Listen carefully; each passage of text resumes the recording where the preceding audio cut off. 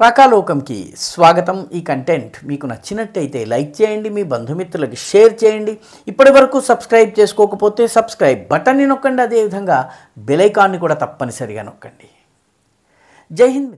మన దేశంలో ఫెమినిస్టులు చాలామంది ఉన్నారు. మహిళా హక్కుల గురించి పోరాడతారు, మహిళల అధికారాల గురించి పోరాడతారు.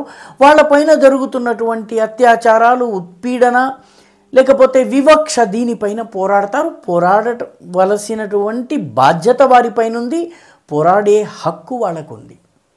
దీనిలో రెండో అభిప్రాయానికి తావులేదు. అయితే దురదృష్టం ఏంటంటే అన్ని మతాలు, అన్ని సామాజిక వర్గాల విషయంలో సమానమైనటువంటి కొలమానం ఉండదు. అదేవిధంగా జంతు హక్కుల గురించి మాట్లాడే వాళ్ళు కూడాను కొన్ని పండగల్లో జంతువధ విషయంలో మాట్లాడతారు, కొన్ని పండగల్లో జంతు హింస కానీ రక్తపాతం కానీ కనపడదు. ఈ రకమైనటువంటిది ఫెమినిస్టులకు కూడా ఈ జబ్బు ఉంది. ఫెమినిస్టులు అని చెప్పుకునే వాళ్ళు కూడా కొన్ని ఇష్యూల విషయంలో మాత్రమే నోరెత్తుతారు, కొన్ని విషయాల్లో ఎక్దం గప్చుప్ అన్నటువంటి పద్ధతిలో ఉంటారు. ఇటీవల మురాదాబాద్లో, ఉత్తరప్రదేశ్లోని మురాదాబాద్లో ఒక సంఘటన జరిగింది. ఈ సంఘటన పైన మహిళా సంఘాలు స్టేట్మెంట్ కనీసం జారీ చేయలేదు, దాని గురించి ఎవరు మాట్లాడలేదు. ఉత్తరప్రదేశ్లోని మొరాదాబాద్లోని పక్బరా అనే ప్రాంతంలో ఒక మద్రసా ఉంది, మత సంస్థ ఇది. ఈ మద్రసాలో జామియా అసనుల్ బనాత్ గర్ల్స్ కాలేజ్ దీని పేరు. ఇందులో హై స్కూల్ వరకు మద్రసా, ఆ తర్వాత కాలేజ్ దగ్గరకు వచ్చేటప్పటికి కాలేజీలో ఉత్తరప్రదేశ్ రాష్ట్ర ప్రభుత్వ సిలబస్ నడుస్తుంది.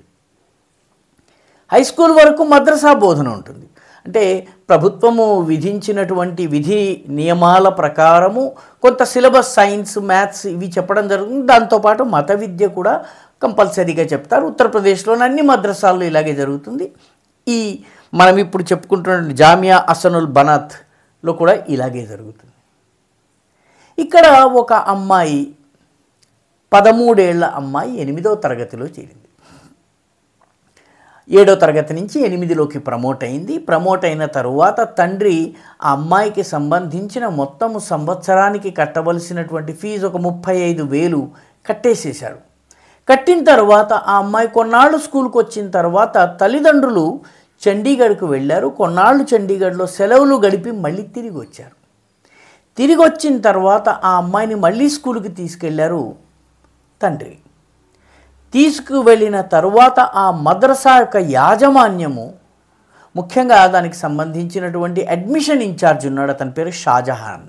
ఈ షాజహాన్ ఈ అమ్మాయికి శీల పరీక్ష చేయాలి, వర్జినిటీ టెస్ట్ చేయాలి. వర్జినిటీ టెస్ట్ చేసిన తర్వాత డాక్టర్ ఇచ్చినటువంటి ఆ సర్టిఫికెట్ తీసుకుని వస్తే తప్ప ఈ అమ్మాయిని స్కూల్లోకి రానివ్వమన్నారు. నిజానికి ఈ రకమైనటువంటి హక్కు ఎవరికీ లేదు. శీల పరీక్ష చేసేటటువంటి హక్కు సీతమ్మవారి శీల పరీక్ష చేస్తారా అని చెప్పి ఎప్పుడో రామాయణ కాలం ఉదాహరణ మీద ఈరోజు పుంఖానుపుంఖాలుగా ప్రసంగాలు చేస్తూ ఉంటారు చాలామంది స్త్రీవాదులు. దీని గురించి మాట్లాడరు. ఆ అమ్మాయికి శీల పరీక్ష చెయ్యాలి, వర్జినిటీ టెస్ట్ చేయాలని మద్రసా అడ్మిషన్ ఇన్ఛార్జి చెప్పడము, యాజమాన్యం దానికి అంగీకరించడంతో తప్పనిసరిగా చెయ్యాలనేటప్పటికీ తండ్రి తిరుగుబాటు చేశాడు. 13 ఏళ్ల పిల్లకి ఇంత అన్యాయపూరితంగా వ్యవహరించటం ఏమిటి అని వాదించేందుకు ప్రయత్నించాడు. ఇదంతా ఆగస్ట్ 2025, అంటే 2 నెలల క్రితం జరిగింది.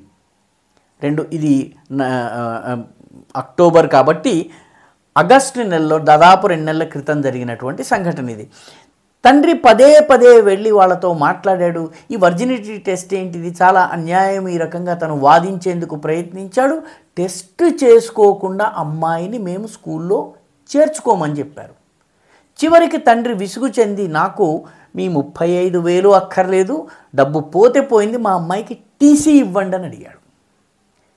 టీసీ ఒక తండ్రికి అడిగే హక్కు ఉంది, స్కూల్ ఇచ్చి తీరాలి. అప్పుడు ఈ మద్రసా యాజమాన్యం 500 రూపాయలు కడితే మేము టీసీ ఇస్తామని చెప్పారు. 500 రూపాయల తండ్రి కట్టాడు. కట్టిన తరువాత కూడా ఆగస్ట్ అయిపోయింది, సెప్టెంబర్ అయిపోయింది, అక్టోబర్ నెల చివరి వారంలోకి వచ్చాము.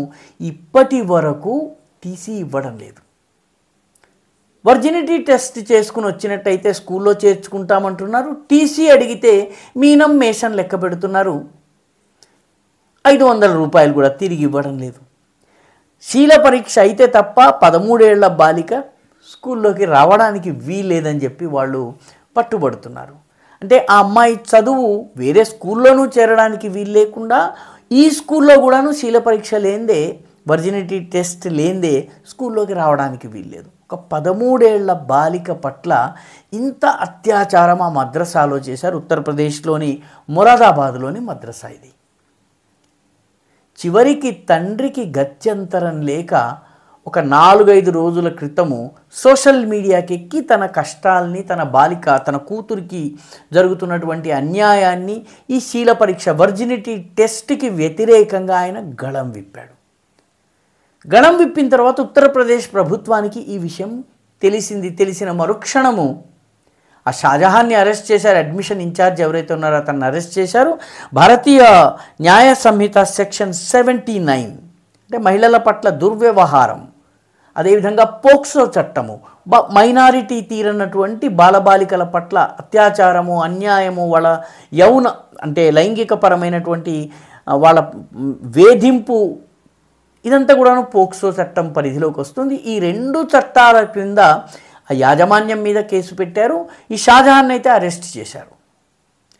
తమాషా ఏంటంటే ఇంత సంఘటన జరిగినా కూడా ఈ దేశంలో ఒక్క మీడియాలో ఉన్నటువంటి సోషల్ యాక్టివిస్ట్కి కానీ, ఫెమినిస్ట్కి కానీ వినిపించలేదు, కనిపించలేదు. గాంధీ గారి 3 కోతుల్లాగా ఒక నోరు మూసుకుని, చెవి మూసుకుని, కన్ను మూసుకుని మౌనాన్ని పాటిస్తున్నాయి. అసలు ఎవ్వరు ఈ దేశంలో ఉండే ఫెమినిస్టులు ఒక్కళ్ళు కూడా దీని గురించి మాట్లాడటం లేదు.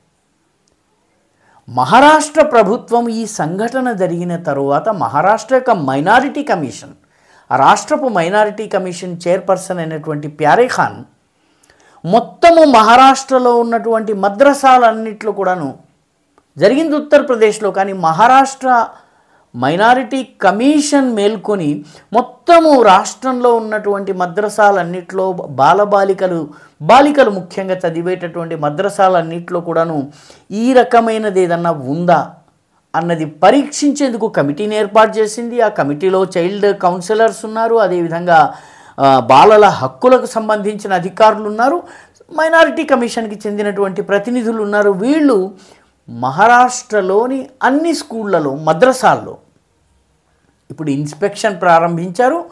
ఇదే విధంగా ఉత్తరప్రదేశ్లో కూడాను ఈ రకంగా ఏ మద్రసాల్లో వర్జినిటీ టెస్టులు అడుగుతున్నారు. ఎందుకంటే ఒక చోట జరుగుతుందంటే మిగతా చోట్ల కూడా ఇటువంటిది జరుగుతూ ఉండాలి. కాబట్టి దర్యాప్తు చేయాలని చెప్పి యోగి ఆదిత్యనాథ్ ప్రభుత్వం కూడాను ఆదేశాలు జారీ చేసింది. అక్కడ కూడాను ఈ రకమైనటువంటి ఇన్స్పెక్షన్ కమిటీస్ని ఏర్పాటు చేసి, ఈ కమిటీస్ మొత్తము రాష్ట్రంలో ఉన్నటువంటి అధీకృత, అనధీకృత, అఫీషియల్లీ రికగ్నైజ్డ్ అండ్ అన్రికగ్నైజ్డ్ మద్రసాలన్నిట్లలో వర్జినిటీ టెస్ట్ కానీ, మహిళల విషయంలో ఈ రకమైనటువంటి లైంగికపరమైనటువంటి వేధింపు ఏదన్నా ఉందా అన్నది దర్యాప్తు చేయటం జరుగుతోంది. తమాషా ఏంటంటే దేవేంద్ర ఫడ్నవీస్ మేల్కొన్నారు, ప్యారే ఖాన్ మేల్కొన్నారు, యోగి ఆదిత్యనాథ్ మేల్కొన్నారు. ఈ దేశంలో ఫెమినిజం గురించి ప్రసంగాలు ఇచ్చేటటువంటి వాళ్ళు మాత్రం ఇప్పటి వరకు మేల్కోలేదు. ఈ వీడియో మీకు నచ్చినట్టయితే లైక్ చేయండి, షేర్ చేయండి, ఈ ఛానల్కు సబ్స్క్రైబ్ చేయండి. మీ అభిప్రాయాన్ని కమెంట్ల రూపంలో తప్పనిసరిగా పంపించండి.